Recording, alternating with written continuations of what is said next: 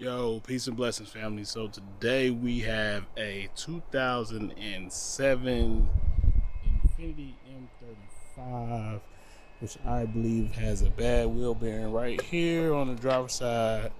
So I'm going to get it up in the air and we'll check it out. If it is bad, it should shake from side to side. You should get some wiggle room when you shake the tire. With the tire mounted, all you gotta do is get the car in the air so you don't have any weight on the tire. And I'm gonna get to that right now. I'll be right back.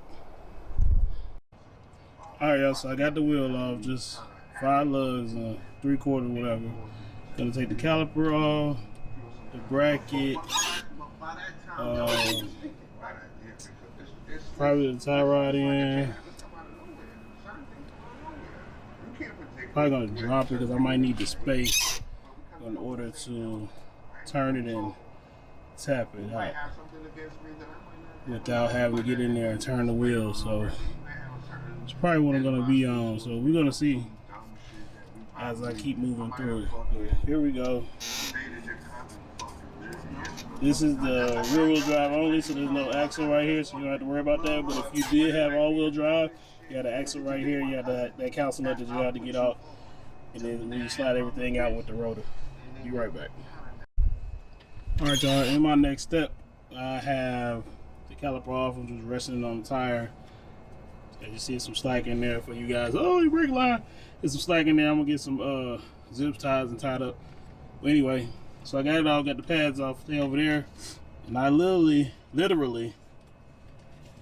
not sure if y'all can hear that, but as I turn it, I can hear the bearings on the inside rolling around. So when I shook it with the tire on from side to side, I didn't get much play. However, when I took the tire off and now I'm turning it, I'm trying to see if y'all can get to a point where y'all may be able to hear the speed. I'll speed it up. But if you hear that little rattling, those are the bearings in there turning around. So we know this one got a bad wheel bearing. I probably should have did both, but I only heard this one. Might end up doing the other side. So we're gonna see, man, but I'll be right back. Oh, and your caliper, I guess this would be a great time to do your brakes while you got the caliper off.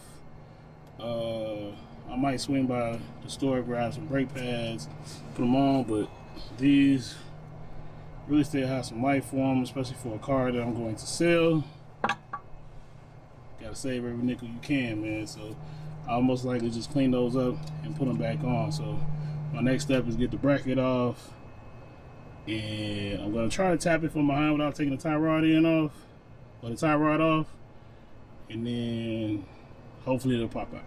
We're about to see. All right, y'all. So we have the caliper bracket off. It would sit like that. All right, so you got your caliper bolts, caliper bracket.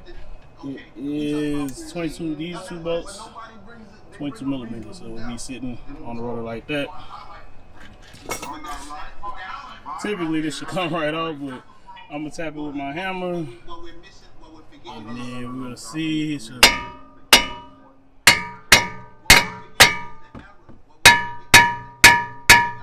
not even left-handed. I'm doing that.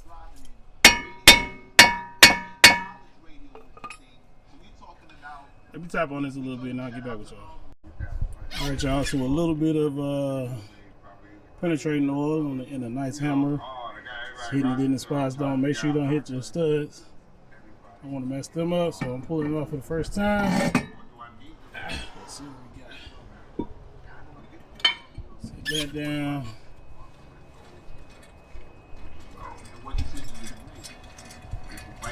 Can y'all hear that?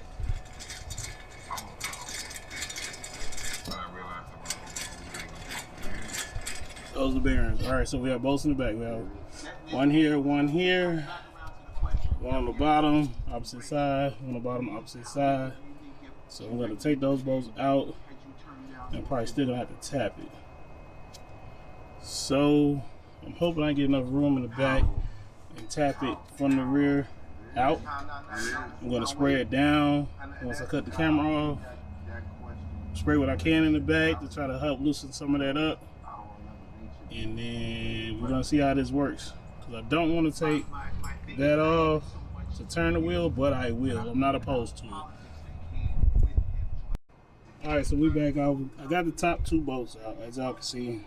But the bottom 2, I can't get my socket in there, and I don't have a impact or impact swivel on me, and this is in the way.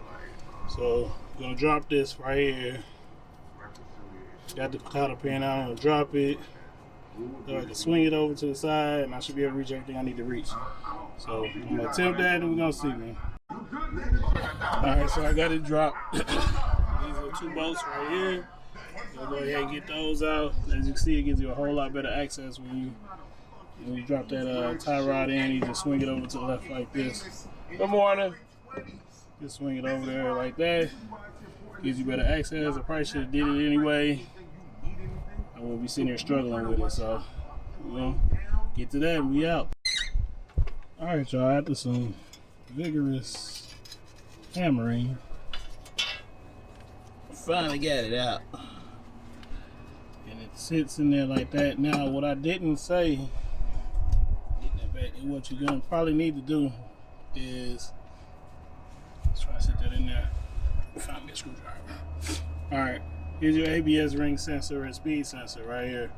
I didn't say it earlier because I didn't remove it till just now, and then that happened. So after I got everything out, that happened. As soon as I bagged out the ABS sensor, the speed sensor. So when you're taking everything off, make sure you take that off too.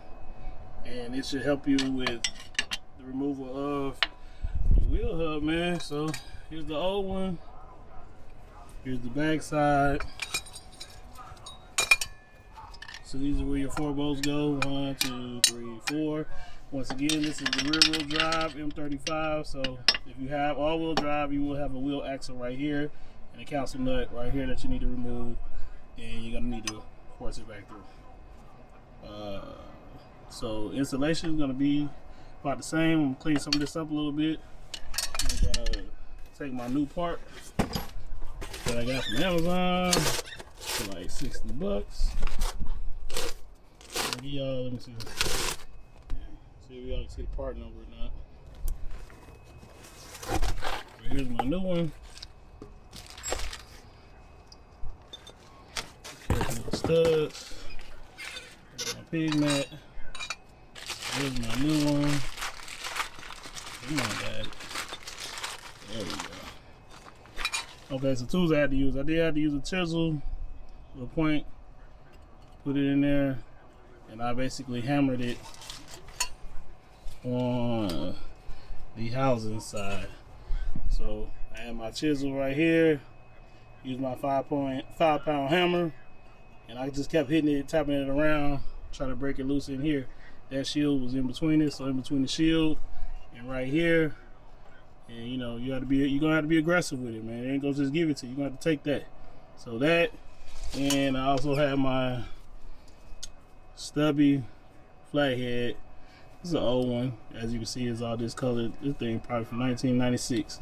So I use that because I don't care if I break it.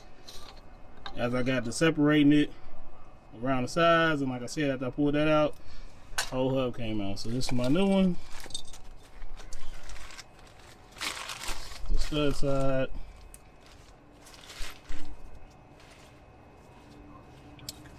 I can turn it.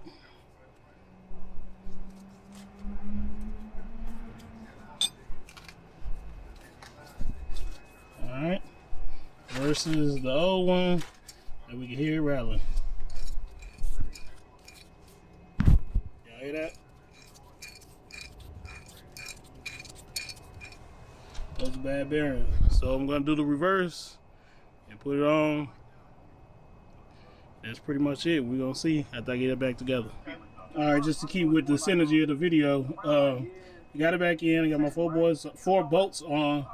I basically start them all, and then one at the top, and then the opposite one on the bottom, and then the one above that one, and that one, so you kind of pull it all in flat at one time, then torque them all down. And then once again, don't forget your wheel speed sensor.